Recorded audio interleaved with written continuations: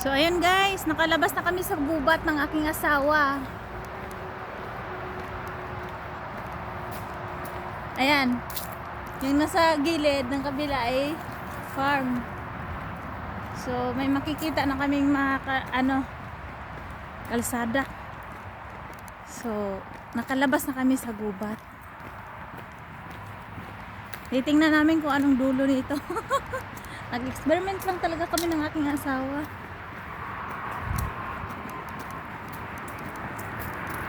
So tingnan nyo yung puno. Ganda ng bulaklak.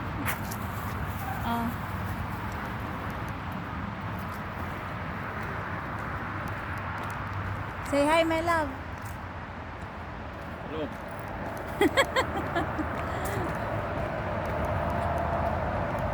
Medyo lumakas-lakas na aking tuhod. So ayan, nakikita nyo may kalsada na. May mga sasakyan na doon. Ayan o. Sa likod ko. May mga dumadaan na sasakyan. Nakalabas na kami sa gubat ng aking asawa. Nasa na kami, tagiliran ng gubat. So, pakita ko sa inyo ang napakagandang, para siyang expressway. You know, parang expressway. So, yung nasa kabila naman ay farm. So, tingnan niyo yung bulaklak. Hoy, ang ganda. Tingnan niyo. Diba? Ang ganda ng bulaklak ng puno. So, yan ang aking asawa. Palabas na kami. Titingnan namin kung saan talaga ang dulo nito. Experiment kami. Dayo lang kami dito ng aking asawa. So, sa mga gustong bumisita dito, pumunta na kayo. Ang sarap ng pakiramdam. Ay. Finish nuts mo lang. Bulaklak. Naubos na daw ang nuts ng aking asawa. Hindi ko alam kung anong tawag sa bulaklak na yan. Basta bulaklak yan dito sa gubat. Dito sa Europe. So, ang saya. Ayun o, expressway ata yan. Ito pa may mga bulaklak. Kulay white. So, ayun. Hindi ko alam kasi ang usapan namin ng aking asawa, hanapin namin ang hangganan. Hangganan ng yung start at the end of this. Ito, simento na siya. Kasi nakalabas na nga kami sa gubat.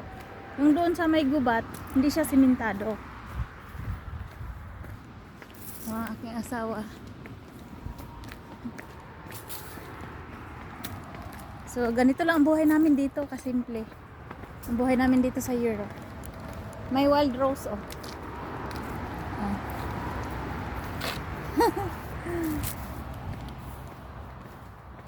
Nasa farm na kami. Sa labas. Ano kayang mandat na namin sa pinakadulo nito. Pero simentado na dito. Ang ganda. Tapos mayroon bang prutas dito, oh. Ayan. Itong prutas na to. Ayan, oh. Yung bunga niya. Ito. Matamis to. Tikman natin. Wala. Ang tamis. Sarap.